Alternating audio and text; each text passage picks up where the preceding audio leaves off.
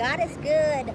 He definitely is so good all the time. I pray that this live stream does not cut off because it is 92 degrees outside, and with it being 92 degrees outside, sometimes the iPhone gets overheated. Maybe I should put it, you know what, maybe I should put it more under the shade and then I can move back. That's what we'll do. Okay. But when it gets overheated, it basically shuts off, and that is so annoying. In regards to today's live stream, make sure that you click every single link that's in the description box. You'll know more about how you can follow our other communities, meaning i.e. on social media. You can also learn more about how you can contribute and make sure that we propel the ministry and the gospel from coast to coast, healing souls, touching souls, changing lives, truly investing in good.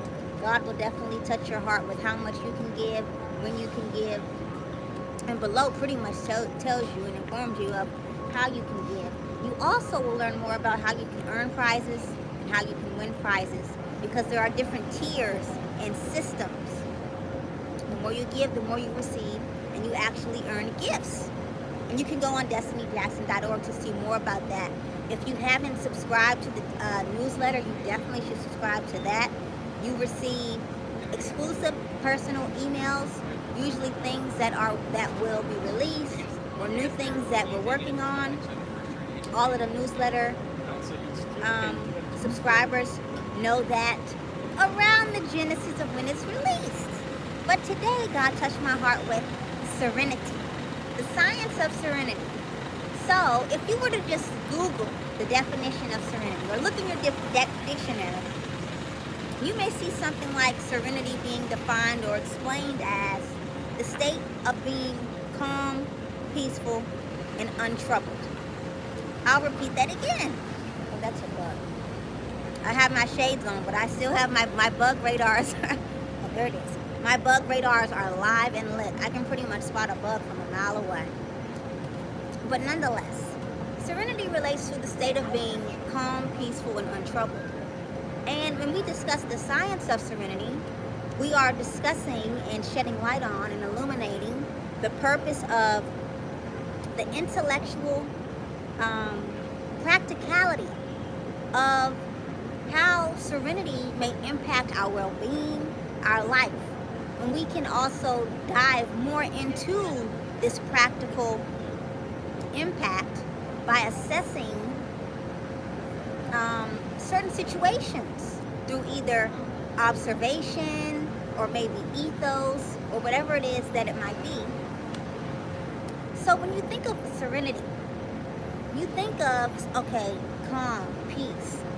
And I would say that most people infer that serenity only has to be practiced or nurtured in an environment that nurtures serenity, i.e., let's say the beach, or when somebody is resting, or aka meditating. But what I want you to really take away from this broadcast and this teaching is that the state of serenity, once you tap into your inner light bearer status, your beacon of love and light status, the state of serenity can be nurtured. It can also thrive wherever you are.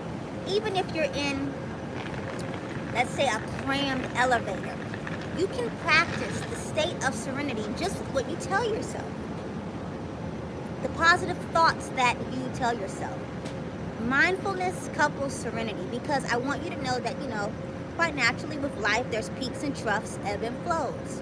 Don't assume that you have to be meditating or you have to sit on the beach in order to really harness the value of serenity, where your mind is calm.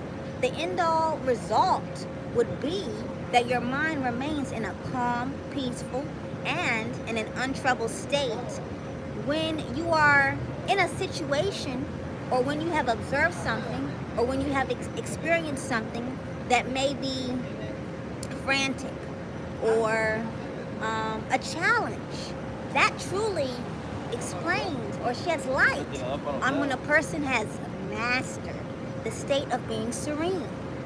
It doesn't necessarily take extensive meditation to master it, But I will say that it takes mindfulness, not to dilute the importance of meditation, because you definitely can do that how you so please. But we're shedding light on a different angle here. Another angle of of the imaginary shape that we will envision. So when you think about serenity, just know that when you are echoing a peaceful spirit, the positive implication of that is others are influenced positively. You know how have you ever called someone at a time when you were frantic or worried, and that person's spirit was so calm and peaceful? Without knowing it, that person, if they executed it effectively, whether they did it consciously or not, that person was carrying out and executing the state of being serene. That person at that time and at that moment truly mastered the science of serenity, especially if you felt more calm, more peaceful, and more untroubled. And that is what a beacon of love and light does. A beacon of love and light is a joy to be around. A beacon of love and light operates from peace and positivity, and quite naturally that peace and positivity begins to rub off, and others begin to I could say contract the serenity. Most of the time the word contract is used negatively, but some things are contagious and some happy things can be contagious. And if you just so happen to contract peace and to contract serenity, there's absolutely nothing to complain about.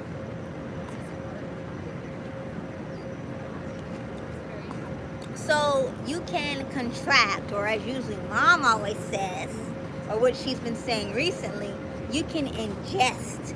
You can ingest good. If you contract more peace, if you contract more calm or more serenity, what is there to worry about? If you have too much of it, you can just leave it on the shelf and execute it for a time that you need it. How great is that? How marvelous is that? Also make sure that you understand that nobody's perfect. So when I emphasize mastering the state of being serene, or the science of serenity, understand that, okay, so it says that I'm back live. I also see that the camera is slanted.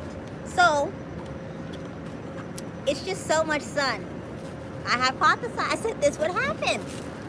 So as I was saying, understand that when I say mastering serenity or mastering the state of being serene, understand that we're not striving for perfection. Practice makes progression rather than practice makes perfect. Okay? So you may falter at a given time. You may overreact. You may not really practice the state of being serene. But just keep in mind that you have another minute. You have another hour. You have another second. You have another day to re-up, revamp, and succeed and progress again. That's what you should realize. That's also another key takeaway that you should bookmark, and that you should second call. But as I was saying, any person that has impacted you some sort state of serenity, if they learned time when you were sad or stressed, person, and tell that person thank you. 2 words can do so much. Just can really make such a, what are those 2 words again? You should definitely say thank you.